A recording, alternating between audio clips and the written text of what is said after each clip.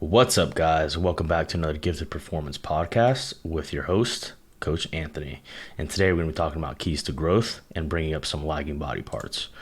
So, I think a lot of people underestimate detailed training programs. When I first started working with a coach, he really kind of wrote out everything, detailed instructions, what to do, cues, sets, reps, techniques, and all that stuff. So I really think that's what kind of people are lacking these days is they find these coaches and they're good at nutrition.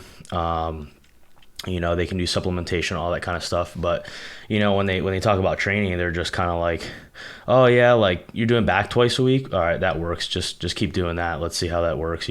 Oh, you go, you try to fit an extra arm day in there or something like that. Just make sure you're training hard, and that's kind of it when it comes to like some top level coaches. And I don't want to name any names or anything like that, but these are top guys working with top Olympians and stuff like that, and they're just kind of like not really paying attention to their training. But you'll see a lot of IFBB pros and stuff that have a nutrition coach, but they also hire a training coach. So we'll get to that too. So I think if you have a nutrition coach and you have a supplementation coach and everything like that, the one thing you're missing is training. And I if we break it down in percentages, you're talking about nutrition, sleep, and like fatigue management and that kind of thing, and supplementation, and then training. And you have 3 out of the 4, and training is probably one of the most important. I think it's equal to all of those. So you can't just go into the gym and be like, today I want to do like chest, and I think I'm going to do bench press and maybe some flies, or, maybe hit 4 exercises, maybe hit 5. And I think that's just kind of, really kind of half-assing it, and you don't have like a detailed structured training program. And I think people are really missing out on a lot of potential gains there. So first thing you want to do is, either if you don't know how to write your own program, hire a training coach. If you could find one coach that does everything, nutrition, supplementation, training, and then can help you with other protocols and that kind of thing, and figuring out like stress management and that kind of thing too. That's great, but not everyone has that luxury. And you can, let's take like Terrence Ruffin, for example. He has his nutrition coach, but he works with Joe Bennett for his training. So if you can't have everything under one roof, at least branch out and try to find someone to help you with your training. Gifted Performance does have coaches that cover all those bases. And so we'll provide a good training custom plan for you, so based on your goal and what your needs are. So if you're a competitor and you got to bring up a lagging body part, we're going to put together a plan that does that in a time efficient manner. And if you can't find a training coach, or training coach is too expensive, we do have like an automated programming, which is called Gifted Express programming, for $3 a month. And that gives you everything you need as far as like exercises and for the month and that kind of thing, and sets, reps. It's pretty detailed, but it's just not as custom. So that is one option there. So what does an effective detailed program look like? So this is going to be person dependent and lifestyle dependent. Everyone's program is going to be a little different if it's custom. Some people can train 6 days a week. Some people can only train 3 days a week, depending on their lifestyle and their work structure, kids, that kind of thing too. So obviously like stress plays a big part in that as well. So trying to figure out a training program that works for your client, it's going to be based off of, their schedule. So not everybody has the luxury of spending 2 hours in the gym every single day, and so for this program, you want to look for key things here. You were talking about like detailed instructions. So you want a number of sets, you want a number of reps, you want an instruction on like the proximity to failure that you should be training in. So we use RIR, so reps in reserve. So If you see 3 reps in reserve, you know that you have to train within 3 reps in reserve. If you see 1 rep in reserve, you have to train, with 1 rep in reserve. Or if you're training to failure, you're training to failure, and it'll say that in the program. So it's nice and laid out for you. It's got detailed instructions, technique cues too. So if something is like a slow tempo squat, it's going to have that instruction in there. You want a program also that if you're looking through from week 1 to the end of the program, you want something that you're progressively overloading from week to week in the same exercises. You don't want to see like kind of a red flag to see like 1 week you're doing bench press on barbell, but the next week you're doing dumbbell bench press flat. So you're changing exercises too much. That's kind of a red flag there. So I would look for a program that has progressive overload with the same exercises, and progressive overloading in intensity or volume for 4 to 6 weeks. So either you're increasing in reps, you're increasing in weight, you're increasing in the proximity to failure, something like that. So, and another thing to look out for is you want a good balance of weekly volume split into multiple sessions for each muscle group. So you don't want to have, like, let's just say, an example, a chest day, and the program says 5 different exercises just for chest, and it's 3 sets per exercise. That's like I said, this is person dependent, so that may work for someone, but generally that's not the best way to do things. So you want to look for a program that splits the volume into 2 or 3 sessions, and you're not kind of like doing everything, that you're throwing everything you can at that muscle in one day. You want to split that volume up and get a little bit more frequency out of it. So we'll get into bringing up lagging body parts. So these are just some key things to, and we'll get into in detail about this stuff too. First things first is take an off season and time away from dieting. You don't want to be in a dieting phase and getting ready for shows all the time. That's just, we'll get into that in a second, but that's just number one thing, is take an off season and take some time away from dieting. Another thing you can look at is exercise selection and execution, how you're executing those exercises and reps, and then the frequency of training for that muscle group. So like I said before, you don't want to do just like 1 chest day with 5 exercises. You want to try to get like 2 or 3 days and split that volume up. So more frequency, lower volume per session, and then intensity, proximity to failure. So all these things are, you want to take these things into account when you're bringing up a lagging body part. Intensity is important, and the proximity to failure that you train at is important too. Fatigue management, sleep and recovery, nutrition, and obviously supplementation or PEDs. So what does a good off season entail? Like, what does that look like? Obviously, like I said, constant dieting and prepping is not going to allow you time to grow, and if you want to make a drastic change from one show to the next, you need to take a lot of time off. So a lot of people will take like 6 months off. I've seen people take 4 months off, go into like a 4-month off season, and then start another prep. That works for like top bodybuilders that are already at that level. They already developed that muscle. They don't really need to take huge off seasons. They need to just make like little detailed changes, not like drastic changes. If your feedback was to bring your back up and it's like a super big lagging body part, it's a huge hole in your physique, you're going to need to take like a year and a half off from competing, and 6 months is just not enough time to make significant changes. So keep that in mind, and don't just rush back to the stage. So we'll touch on frequency of training of the muscle. A lot of people will just do like 1 session per week per muscle group. But like I said, if you want to split that volume up into 2 sessions, that's a little bit better. But you can even go further than that. So let's say you're already doing 2 sessions. You can, cut back a little bit on the volume and of that muscle group, those 2 sessions, and add a 3rd day or even a 4th day for that body part. 4th day is getting to, and it's a little bit higher fatigue there, so you just have to be careful. But like I said, hiring a coach like that knows training and stuff and how to program, they can do all this for you, so it's not so stressful. But decreasing the volume from those muscle groups that are already at like your desired size. Like if your chest is good but your back is not, and you're doing chest twice a week with a good amount of volume, and back twice a week with a good amount of volume. Cut back a little bit on the sets that you're doing for the total amount of sets per week that you're doing for chest, and move it to back. Another example, like a bikini girl wants to move into wellness, but her upper body size is like already at the desired size that she needs to compete in wellness.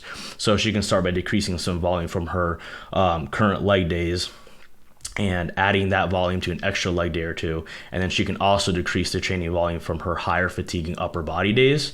Now that she's kind of got like her upper body set, she just needs to maintain. And then she can add a few extra sets per week to lower body, and the fatigue will kind of average out there. So, balance out a little bit there. So, exercise selection and execution. So another thing is choosing exercises that will give you like the most stimulus possible for that muscle with minimal amounts of accumulated fatigue, while also being able to move through like a full range of motion. So you want to pick exercises that allow you to move through a full range of motion. So like if you're doing like chest flies or something like that, that really allows you to open up as wide as you possibly can, versus like a pec deck and a fixed machine that may not allow you to go as far back on the stretch. So that's just one example. Or like we can use like an incline plate loaded press or something like that. I don't feel I can get a very good stretch on some machines. Some machines, yes, but you can use dumbbells or something and get a little bit more greater range of motion. Same thing with barbell bench versus a dumbbell bench press. You can get a little bit more range of motion on a dumbbell bench press as far as the chest goes. So, and the other thing is you want to use technique that, you emphasize kind of like a slow control through the eccentric portion of the exercise, as well as like pauses at the peak stretch and sometimes holding like a squeeze at the peak contraction. So one example is like for hamstrings, you want to keep like heavy movements and stuff like RDLs throughout the week, but also add in like a few more lower fatiguing isolation exercises like hamstring curls. So if you have like that third or fourth leg day, you've already got like 2 days of heavy RDLs. So pick something that's a little bit lower fatiguing, like a little bit less fatiguing, like hamstring curls, or maybe some good mornings or something like that. So intensity and proximity to failure. So when we talk about like intensity is like the amount of weight they're using, or like the effort level that is needed to complete the rep and the sets. So in our compound movements, we want to try to get as strong as possible here while keeping solid technique and using tempo and pauses and stuff. So obviously doing like a regular deadlift or regular RDL is great, but like you get to a point where you need to start adding in some tempo and pauses and squeezes and that kind of thing, just to slow the movement down and kind of change the variation, because you've maxed out on doing it regularly, like for regular reps, but you need to add some, a new stimulus. So maybe adding in like a slow tempo or something like that will do it. But keep the movement in for like 2 or 3 months, and progressively overload each week in weight, if possible, or reps. So, and you want to slowly work your way closer to failure in each week and each set. So like, in your first week of your program, you're training with like 3 or 4 reps in reserve, or like an RPE 7 or so. And then, as you get closer to your final week of training, you can get, 2 reps in reserve, 1 rep in reserve, 0 reps in reserve. So yeah, you want to kind of progressively overload that way, and get closer to failure as you work up in your program. So. The other thing is like fatigue management and recovery. So this is a huge one. People like, sleep 5-6 hours, and sometimes they don't realize like that you're not allowing yourself to recover from your sessions as well, and that's just causing more like daily stress in your other things like work and all that. So you want to stay as stress free as possible from other factors.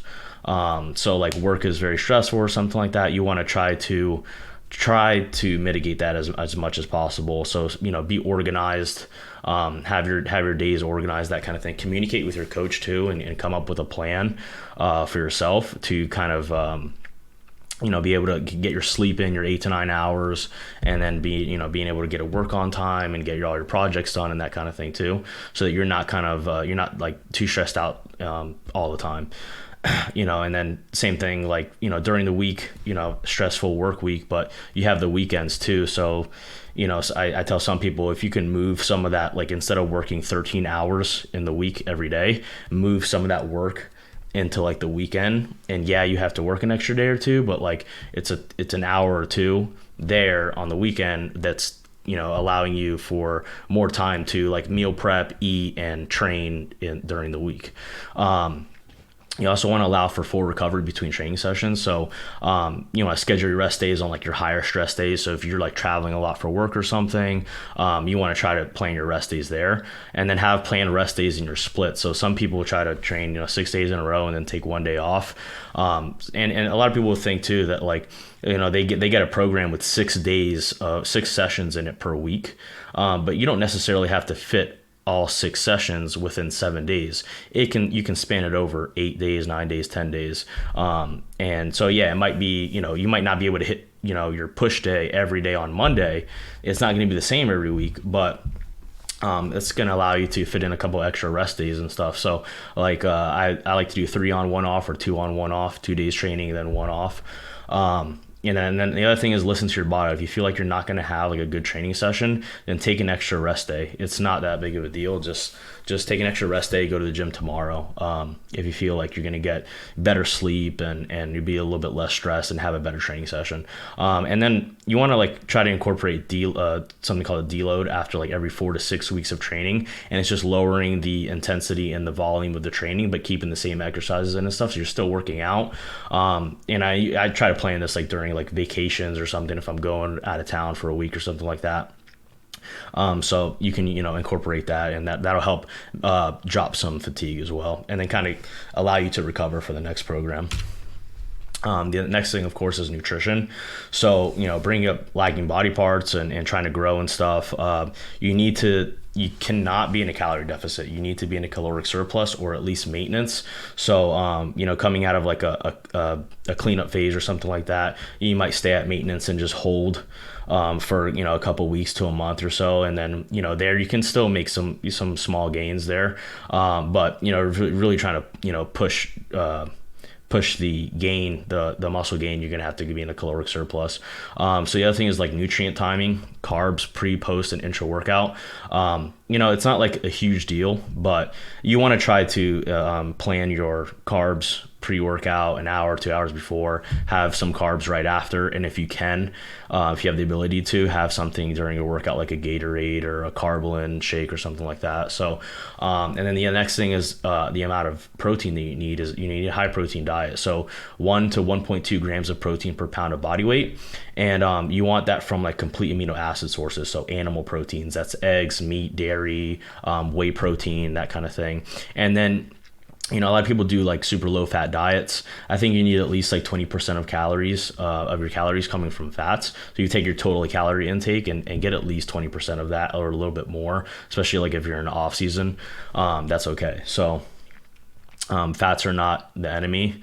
Carbs are not the enemy. You need a good balance of everything. So, and then the last thing, of course, is performance enhancing drugs, so supplements. Obviously that helps with recovery. And then you can kind of like, a lot of people will like escalate their dosage around their higher intensity training weeks, or like within a higher intensity training block. So if you know that you're going to be pushing your training pretty hard for like the next 2 months or so, and you're planning escalations there in your dosages, so like you can kind of play with that and plan that out well. And then you can plan it with nutrition too, to push up body weight and performance in the off season. So those are all things that you want to kind of like have a coach that knows what they're doing, so they can kind of plan all this stuff around your training, your nutrition, your lifestyle, and if you're getting ready for shows, or you're in the off season and stuff, they can really kind of plan that out and give you like a timeline for everything. So and then last thing, but like more is not always better. So we have the saying like less is more sometimes. So you want to start with like the lowest amount of volume possible for growth, and then reassess after like a few months to see where you can add in some more volume. So like don't just start with like your max volume possible, because then you're gonna kind of like rob yourself of opportunities for adaptation. So if you start with the lowest amount of volume possible it's needed for growth, and then slowly adding in a little bit more volume if you think you can handle it, especially if there's escalation in PEDs, escalation in food, that kind of thing too. You're in a good place right now lifestyle wise. You don't have a lot of work stress and that kind of thing. So another thing is, if you feel like you're not recovering well, you go back to all the other things we were talking about: stress, nutrition, and sleep. So look at those things first and see what you can fix, and then you can start talking about like decreasing even more training volume if you need to. So like I said, more is not always better, and if you're not recovering well, then maybe you might be doing too much, so you need to back off on the volume so that you can allow yourself to grow. And then you want to stick to it for a couple months. Don't just keep changing your volume, your splits, or your exercises.